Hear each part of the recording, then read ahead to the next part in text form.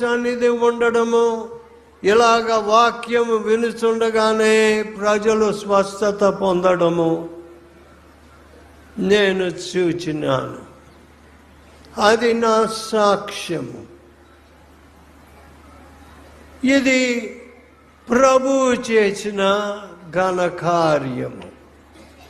సామాన్యులు లేచి దేవునిని మహిమపరిచినారు.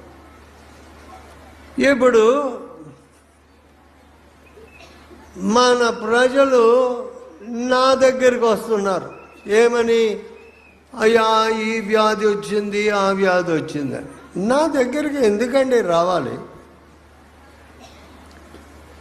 ఇంతమంది మీరు ఉన్నారు కదా ప్రార్థన చేయుటకు. నా యొద్దకు రానక్కరలేదు. ప్రభు పాదములు మీరు పట్టుకుంటే చాలు.